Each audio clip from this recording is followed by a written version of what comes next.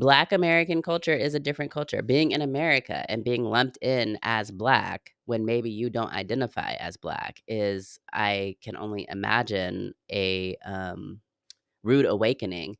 So, yeah, I wonder how you all find belonging. Repeat after me. I bring more than diversity, I bring irreplaceable perspectives. Hey, friends, my name is Whitney, and I'm the host of Impostrix podcast, the show that validates professionals of color navigating imposter syndrome and racial toxicity in their career. Join us and be validated. You got this. Welcome back to Impostrix podcast. My name is Whitney Knox Lee. I am the host of Impostrix podcast. I'm talking today with Alexandria Miller, and we are going to be talking all about Caribbean American history and what Caribbean migrants brought to the United States, both in terms of the civil rights movement, but also in terms of our identities and the cultural melting pot that we have, not just more broadly within the US, but within Black communities. And so I'm really excited to have Alexandria with us. Alexandria, welcome. Thank you so much for having me, Whitney. It's such a pleasure to be on your show. And as a fellow podcaster myself, it's always fun to be sometimes on the other side and maybe not having to edit and do some of those things. So I don't envy you for having to go edit this show after me, but very much so understand what it looks like. I am a Jamaican American, first generation born in the US. I am a doctoral student. I study Caribbean history. So that's one of the reasons I'm on the show today. And I also have my own podcast, Strictly Facts, A Guide to Caribbean History and Culture, which really at this point feels like another baby. I don't have a baby, so one of my, fictitious babies in a Mm-hmm. sense, but was really born out of not only my love for Caribbean history, my work as a scholar and teacher, but also just as a way for me to share knowledge with other communities who are either,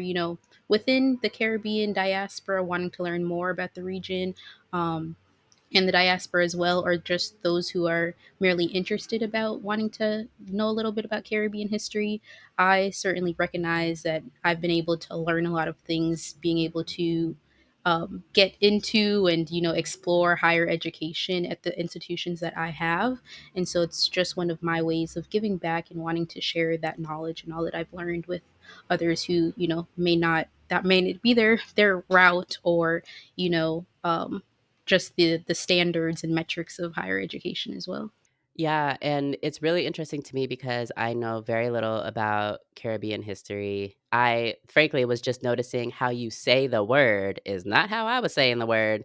Uh, It's different depending on who you ask, actually. So, even within okay. the region, different islands will say it differently. So that one is one of those sort of not necessarily contentious points, but we all have our own individual forms of English. If you're from the English, Yeah. speaking Caribbean, and have had many other colonial influences which have impacted our languages, right? And so, for those who may not be aware, places like Jamaica. Jamaica was actually originally a Spanish colony, and then later Oh. becomes a British colony, right? There were places that were colonized by the French, and then the Spanish, and then the British. And there's a mix depending on, where we're talking about. And so I think all of those things have really blended into our languages, and determining how we say certain things, even though, for lack of a better way of framing, we're all speaking English to an extent if we're, not everywhere, but some of the islands, of course. Yeah, well, actually, that was gonna be my next question just about the language. I mean,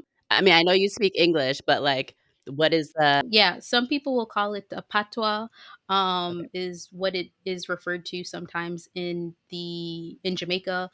Our national language, in terms of what the Jamaican government calls it, is English. There are some sort of like those in the linguist community that don't like the term patois because it sort of has origins with kind of creating hierarchies between what is quote unquote standard English versus what others might be speaking, which is the more creolized version. Hmm. It still is commonly referred to as patois, but I do think, depending on who you're talking to, there also have been like activists and scholars One of the most renowned ones being Miss Lou, who we affectionately call her, Louise Bennett Coverly, who was really one of the early activists in terms of us wanting to take pride in our national language. Yeah. Having been a formerly British colony, and all the things that come with that, the hierarchies, and the ways of demeaning people of color, Black people, and all the things that we do. It was very much so looked towards as, you're like lesser educated, or how whatever may have Mm, you for using patois. Whereas those like Miss Lou and several others, since her and even before her especially, have really worked to sort of change that mindset, regarding how we value patois, and really seeing it as something that's beautiful, that's creative, that actually like highlights our ingenuity in being able to combine all of the different, not only like linguistic patterns from other places, but really just as a way for us to have created something that's uniquely ours, yeah. and that shouldn't stand in its own right beautifully, as opposed to being compared to whatever the British or whoever are saying. Yeah. Interesting. Okay, so as I know I've told you, I've told the listeners that my growth throughout this past year of Impostrix podcast and speaking to people of all different backgrounds has been very eye opening for me as a Black American who really just went around identifying other brown skinned people as Black. Like I was the same as the white people, as you got brown skin, you Black. But as I have had so many conversations with um, brown skin people from other parts of the country or who have different heritage than I do, I've been learning more about not only what Black Americanism means to me and Blackness as a culture, but also what other people's nationality and or ethnicity or race, how complex it is and how intersectional or how I guess the intersecting identities really come together to create these small pockets of culture within individual families, within individual regions. And so I love to learn from you more about your identity as a Jamaican American woman. Um, because I know, as you said, you're studying Caribbean history and doing your PhD studies on the region. And I'm really curious to hear about like how you became. Well, let me back up. Let me start with what does your identity mean to you? What does it mean to be a Jamaican American? Well, I mean, before, I think I'm, maybe not before, but I definitely will say I'm a Black Jamaican American. Mm, Jamaica, like other places, equally as so in the US too, right? We have people of mixed ancestry. We have, as I said earlier, talking about languages, right? There are many people who have, migrated over different centuries to Jamaica. And so I very much so identify as a Black Jamaican American proudly at that. That identity for me, I think, is everything. It has, mm, at times been what I had to contend with, understanding that my Blackness may not always be empowered in all spaces. But one thing that I think has definitely been a cohesive point throughout all of my, academic career, and even just, personally, is that I've always been able to find people, who support me. And those are not always, people from the Caribbean or of Caribbean descent. They have been Black people at large, whether they're from the US, from the continent, from the Caribbean, etc. But I mhm, think my Blackness for me is beauty, it's strength. It's the reason mm, that I can, wear my hair in locks and it stays this way, and, or the way that I can put on a pink lipstick and feel very empowered in my beauty. And so all of these things I think make up who I am. And, at this stage, right, it's something that I love about myself. So that's a bit about my identity and how I think it yeah. has reflected in my work. Was that a journey for you? You said at this stage, this is something that I love about Oh, I myself. mean, for sure, I didn't always have locks. I think my hair journey, particularly, is one that has definitely been interesting. I think, as a lot of particularly Black women will say, right? Are we relaxing? Are we doing braids? What is the goal, or what are we trying to do there? But I think my hair, for me, um, is something that I'm especially proud of. Right? That you know it Mm. it is this way, right? It was made this way, and I am so proud to wear it in a form that is beautiful for me. And that's not necessarily as a shade, or in contention to anybody else's personal decisions. I think it's just been, for me, recognizing that my hair, whether it you know was in a relaxer, or whether it was press and comb all those days, right? There always felt like it was a chore almost, right? And I'm not a hair girly, right? There are people I know, I got the friends who can cornrow and do all the things. That's not necessarily my talent. But I've really found strength and growth in the fact that this is my hair and I like what it looks like now. Yeah, so I had locks for 20 years, and I had 2 sets of locks for, like, 10 years each, and 10 years seems to be the point at which my hair can't take it anymore. Um, and, I don't like how I said that, because it's not that locks were hard on my hair, it's that for whatever reason, cyclically, at about 10 years, my stress got to my hair. And so my hair would start to fall out, locks would start to break off or thinning or whatever the case may be. And so I last cut my locks 2.5 years ago and felt such a sense of freedom. Because in our hair, for myself, in my hair, I carried a lot of stress. Um, and during times of transition, you can see it in my hair. And so, that being said, my son the other day told me, "Mommy, I want your hair back in those I want it back long." I was showing him a picture. I was like, "In locks?" And he was like, "Yeah, I want it back long. I like how you look long with long hair." I'm like, "Okay, well, that takes years of dedication and commitment." And, like, for me, it wasn't this, like, free lifestyle type of situation. It was very much my locks were intentional, every last one of them. Um, and that takes more energy than I thought when I was a young whippersnapper and wanted to get locks. Like, I thought, "Let me get locks so I never have to comb my hair again." Which I guess, but also there's so many other things. So, anyways, bringing us back. Um, so how did you decide on your program of study as far as studying Caribbean history? Yeah, I mean, I went to undergrad, and pretty much studied Black history from across the diaspora. Mm, Did couple study abroad programs, and was able to look at the anti-apartheid movement in South Africa, civil rights at large across the U.S., and even did like a tour throughout the major civil rights sites in the South, which I thought was great. And being able to study, as I said, and make certain connections that was really never before made to me. I think one of the shortcomings of education, and I'm talking particularly pre college now, right? Is that mhm. every Black history is in like a very tight bow, right?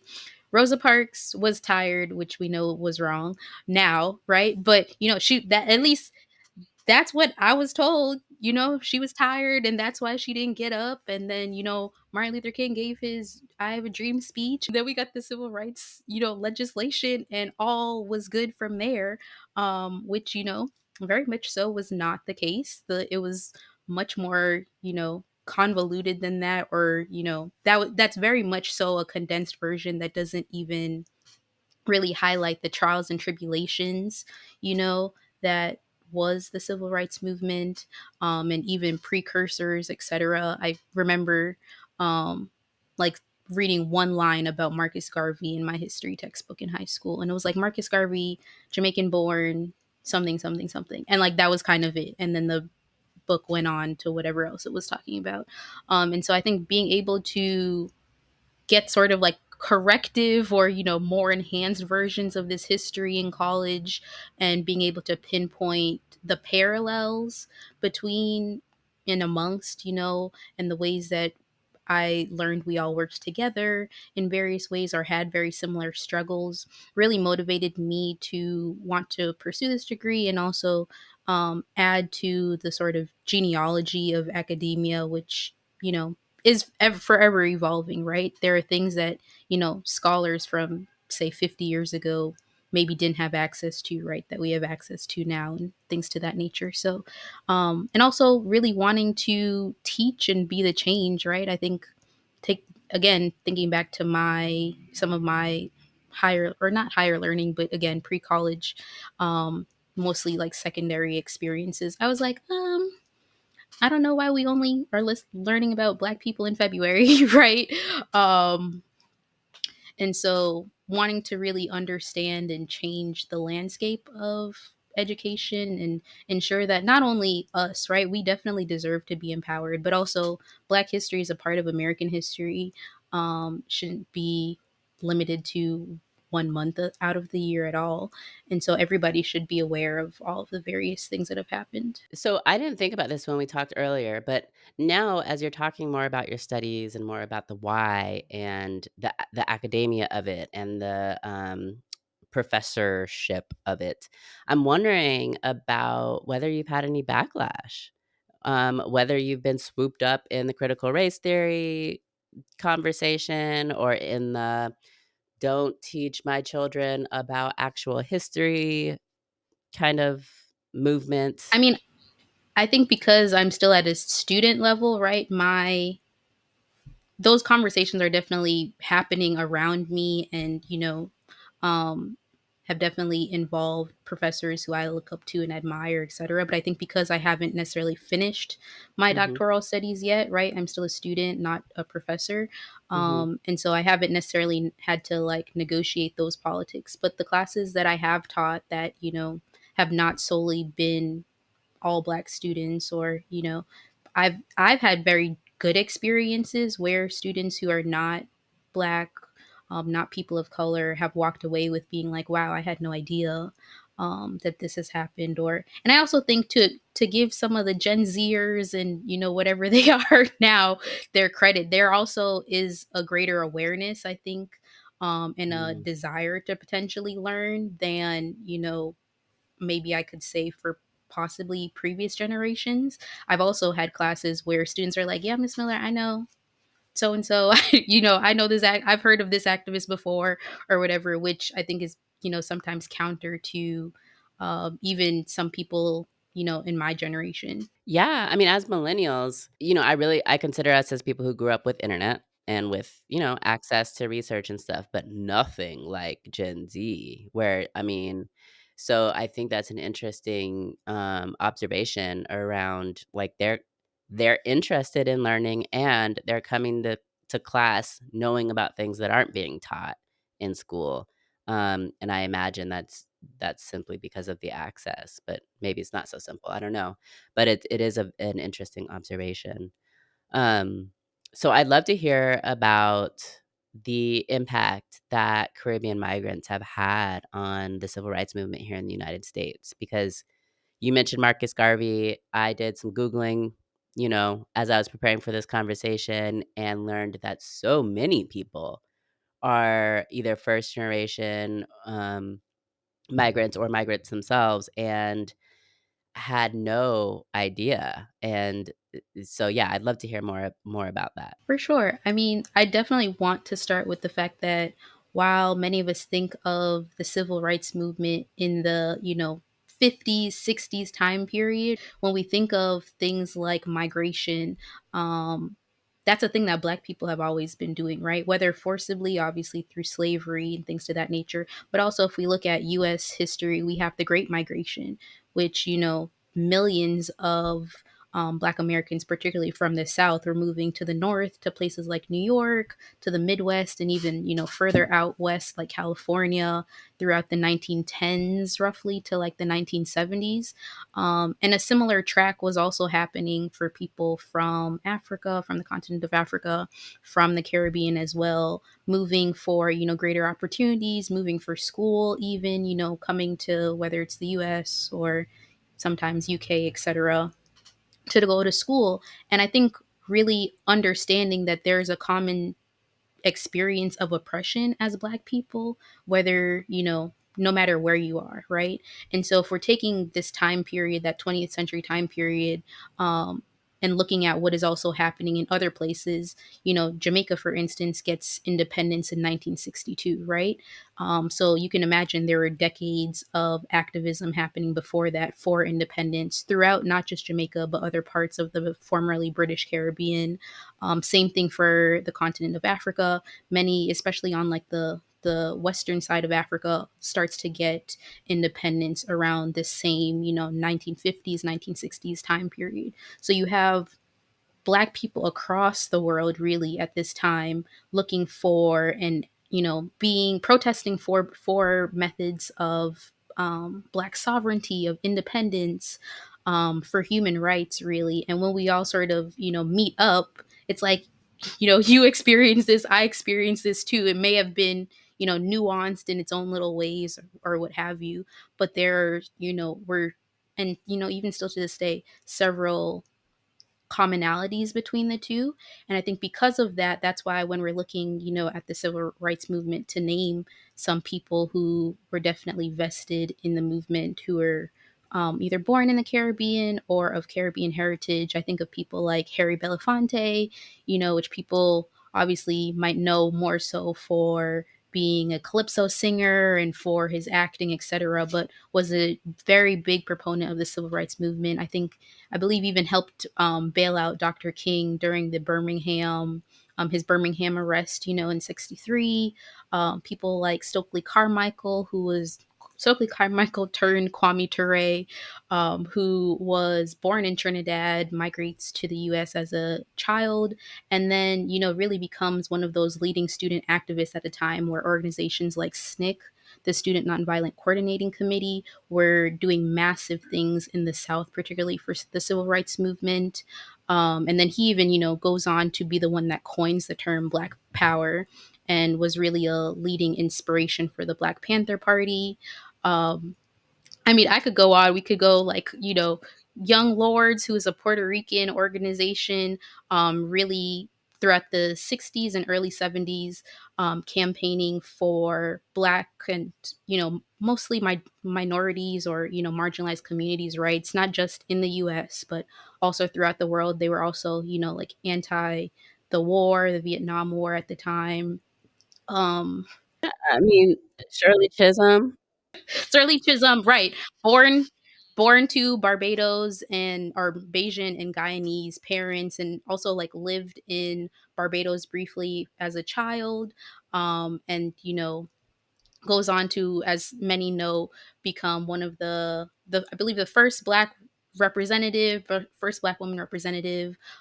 Did some major things in government in terms of, like getting domestic workers care for unemployment, securing a lot of rights for students Wow. who were marginalized, right? Also, then, becomes one of the first woman on the Democratic Party ticket, for president and things to that nature. There's also a I haven't seen it yet because it's not out, but Netflix is doing something on her that I know is coming out soon. So I'm really excited um, to see that when it's out. Malcolm X, who I know everybody is largely aware of, but his mom was from Grenada. Um, Oh, yeah, and then his wow. both of his parents, his father is born in Georgia. But both of his parents were really staunch Garveyites. So, back to Marcus I see. Garvey Yeah. again.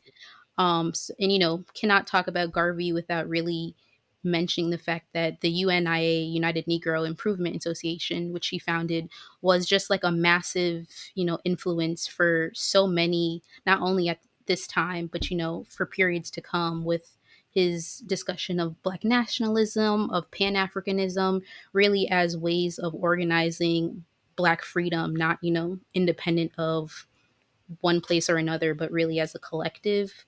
So many others. I think, one of my favorites is Claudia Jones, who I think is more renowned possibly in like the UK avenue, UK circles, because she helped found the Notting Hill Carnival in England, and also was the founder of the first Black newspaper there.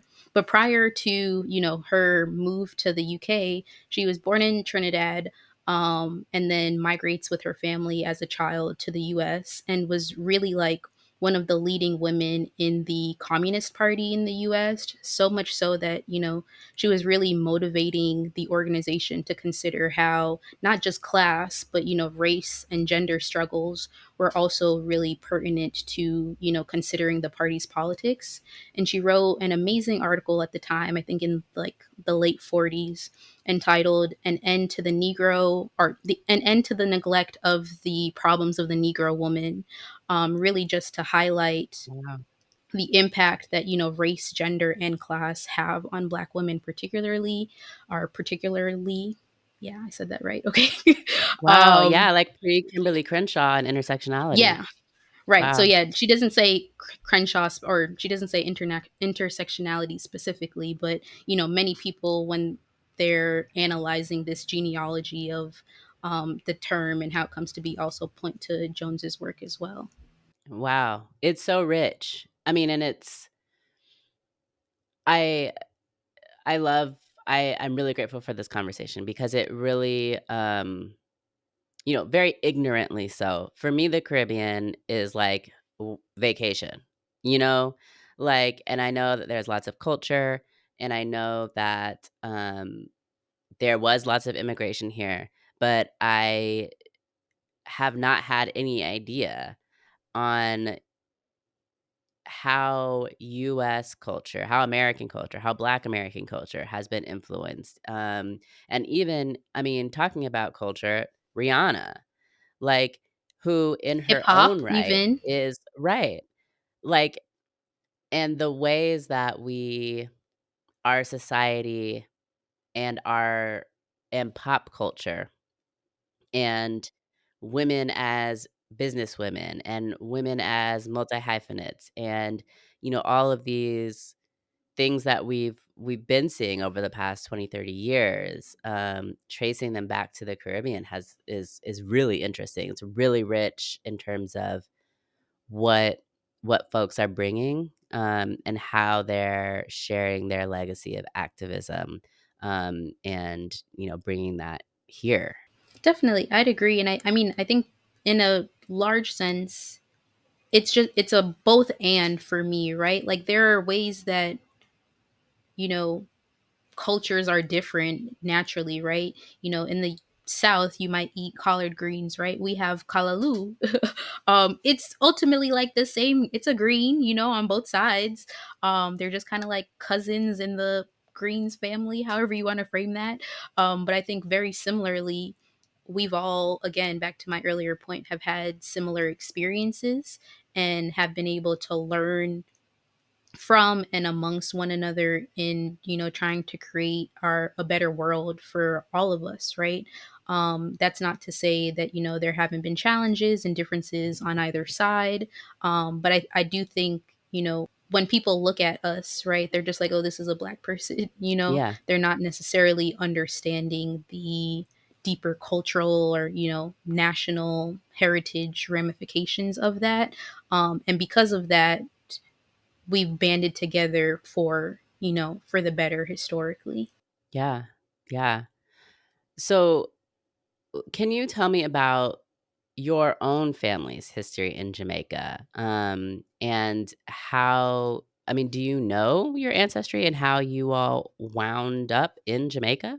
I mean, not I mean, I think that is a thing that might be like a more contentious point that people may not Mm, have necessarily be aware of, right? A lot of definitely seen scholars like do the work of, being able to trace their ancestors back to the 1800s.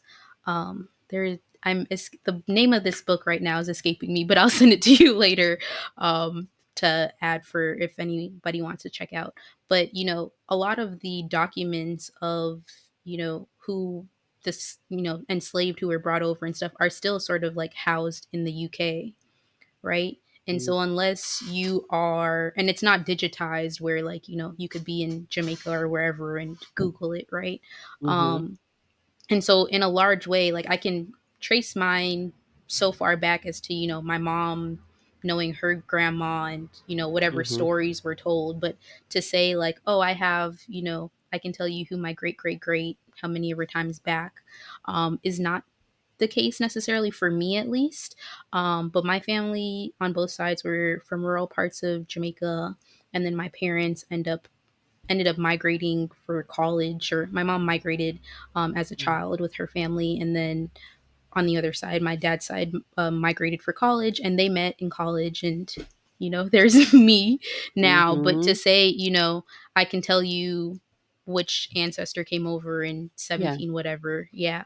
So when your parents came to the United States, did they go to the South or did they go up north? No, they went to the north, yeah. Okay, okay. Because you had mentioned the Great Migration, and I'm a granddaughter of the Great Migration. My both sides of my family, one's from my father's side's from Virginia, and my mother's side from Mississippi, and specifically my mother's side, both of her parents grew up in this small town, and outside of this town was the railroad and the train that took them from Clarksdale, Mississippi to Chicago. And they were among the migration north. And similarly to you, I think on my side of the family, from what I can tell, we can trace back a couple of generations. But not much further, like, possibly the first generation of freedom, I guess, but not much further than that. So, it's it is interesting, and I think it's a misconception that I have of people in other places, outside of the United States, that y'all know where you from. Um, because, you know, we don't, and so it's interesting to hear about some of the additional complexity that are because of colonization. Right. And even to that point, I mean, I have great aunts and uncles who, were born in the early 20th century, and due to, still being a colony at the time and how some of those things function, even some of them like lost their I had one great aunt in particular who I can remember there was always like a sort of joke about her birthday because they lost the birth papers or however you want, birth certificate, etc. And so, she's somebody who born in probably we it was a guess when she was born, and they kind of just were like, okay, we're gonna make up a date for you. And that's something that happened in the 20th century, which we wouldn't necessarily think of. But yeah, I definitely do get that point, and have had that conversation with several other people who have been like, oh, Alex, don't you necessarily like feel a pride knowing where your ancestors came from? And I do understand the differences, right? It's not a one to one, and I'm not trying to compare. Yeah. But I also, without maybe like doing a genetic ancestry test, can't tell which part of Africa my ancestors came from either. So So, we've talked a little bit about how Caribbean immigrants worked with immigrants from all over, Black immigrants and Black Americans, to bring about the civil rights movement and advances in the labor movement and that type of thing. I'm wondering if you can talk a little bit about how maybe your specific community, your family, or the community that you have now, like how you guys find community and a sense of belonging as um, first generation or as people who are immigrating directly from the islands to the United States. Because I imagine, I mean, we talked about some of the language differences. We talked about, this is the Black American culture is a different culture. Being in America and being lumped in as Black when maybe you don't identify as Black is, I can only imagine, a rude awakening. So, yeah, I wonder how you all find belonging. I mean, I think it's different for different people. I Maybe it's because I've been born here, or Yeah. just due to my parents' own feelings about who they are. I was very always consciously Black, Okay. and Mhm. okay with, and so I feel like my community is kind of like a smorgasbord of people, right? It is people from the region, it's people who have recently migrated or are, you know, descendants of people who have migrated. It's also Black Americans. It's also people from the continent of Africa. I think, again, it's, the world is changing. It is what it is, right?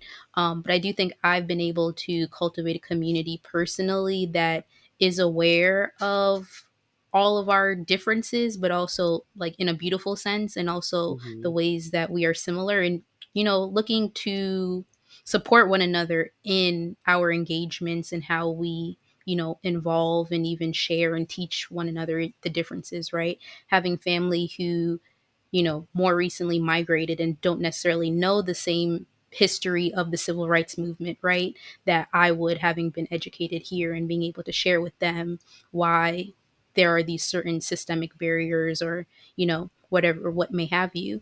And so I think for me, it's just been one of teaching, being willing to, share and teach and also learn alongside others, and in a beautiful sense allowing culture to do that too, right? Because there are a lot of Mm. ways that food and music, right? I think of those two particularly have brought me and my friends and others together, right? And being like, oh, that kind of tastes like, or we Mm. have a version of this that we make. And even, if we think of like Afro beats right now, Burna Boy just not last December, December before that, had a giant concert in Jamaica, as well as in Trinidad and a few other islands. And that was a big moment because it was one of, I think, the first time a major artist from Africa performed in the US, or in the Caribbean rather. And Oh. so there, and he has songs with Popcorn, who is a major Jamaican dancehall artist, and what may have you. So there are a lot of ways that we work together and do beautiful things that may not always come to the fore in the same way. But I think that's one thing about Black people. I think regardless of where we come from, we are always gonna do something beautiful with what we have. In the Caribbean, in Jamaica, we'd say we turn and make fashion, right? So you find a way to make do with what you can. Mm. And we've always, I think, across the board have done something beautiful with that. It reminds me of this acknowledgement of my liberation is dependent upon your liberation and vice versa. And finding ways to make each other a part of our journey of our collective, battle for liberation so that we are all liberated. And that's really what I hear when I think about these people, coming to the U.S. and then making the civil rights movement their home, you know, and not that they came here to do that, but kind of falling into that activism and falling into the blackness that was perceived on them, by everyone else, whether or not, they were people who considered themselves Black or not. Um, so yeah, that's really interesting. So, I would love to ask you one of the things that I like to ask my guests before they leave is about their own mantras or affirmations for the season. And I know because you shared with me that you do vision boards every year that you probably got something. You probably got something Several. up your I have sleeve. several, but I think particular to this season and the fact that I'm at that like deadline where I'm just pushing towards graduation, and I can see I can see it in the fore, and just really wanting to be finished with school and make the next strides in my journey, but also remembering that nobody finishes school in 5 seconds, right? And so one mantra that I'm really living by in this season that we say back home in Jamaica is one cocoa full basket, or and more or less it means taking things at a step at a time. You will fill the basket Mm, eventually, right? You will reach the accomplishment when it happens, but it doesn't happen overnight. And so just being okay and reminding myself that it's a step by step, day by day I'm writing this dissertation mhm. and doing all the things, but I will get there. So that is my mantra for this season. That's awesome. I also, so I didn't tell you I was gonna ask you this, but one of the episodes that I've listened to on your podcast is about, like, the folklore, in the Caribbean, and I wonder if you might share, like, what is your favorite, because as I understand it, the region has, like, a strong, culture of folklore, and I would love to hear, like, what's your favorite myth? Or I don't even know if that's the right word for it. Probably No, not. myth works or Okay. legend, yeah. I mean, I think there are a lot, and the interesting is there are some very similar ones across the region that are just called different names based off what island or nation you're from, etc.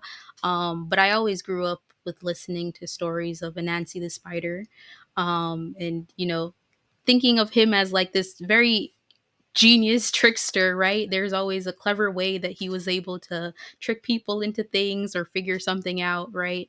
But always, walking away with a major lesson at the end. Oh, man, so he loses. Yeah. Sometimes, not always, but sometimes. Oh. Well, thank you for that, and thank you so much for joining us on Impostrix podcast. I really wanted this season to have a lot of history lessons for us because I think that it's important for us to know how we came to be, like, how this moment in time came to be. And there are so many pieces to a never-ending puzzle, and history are those puzzle pieces. And so it's it's really helpful for me to have this context as I move forward in my studies, both on race and racial toxicity and what that looks like, and culture, but also in the civil rights movement and how we are, building off of that now. So I thank you very much for your time. Thank you. Thank you. Thank you. Oh, duh, before we go, please tell us where we can find you and about your Yes. podcast. Yes, yes, yes. So strictly facts. There is a new episode every other Wednesday. I'm bi-weekly. We're on all the podcast platforms. So Spotify, Apple Podcast, um, everywhere, iHeartRadio, all the things. And then we are on Twitter at Strictly Facts PD, and Instagram and Facebook at Strictly Facts Pod. So if you find me there, and go to our link tree, it'll link you to wherever you'd like to watch the show. Awesome. Thank you so much. I can't believe we almost forgot that. No, people gotta listen to this podcast because it's so fascinating. Whether you are somebody, I've got a lot of friends right now. I've made a lot of friends from the Caribbean, so, like, I know they'll be interested, but everybody else, like, it's so, so, so fascinating. So, thank you. Thank you. I hope you enjoyed today's episode. If you liked what you heard, don't forget to listen to past episodes and to subscribe. Also, feel free to leave me a message. I want to know what you think about this show. So you can do that by leaving a review, or you can do that by sending me an email at impostrixpodcast@gmail.com. This podcast is for me, and this podcast is for you. And I hope that you're leaving this podcast and this experience feeling validated, because that's the goal. Be validated. Until next time.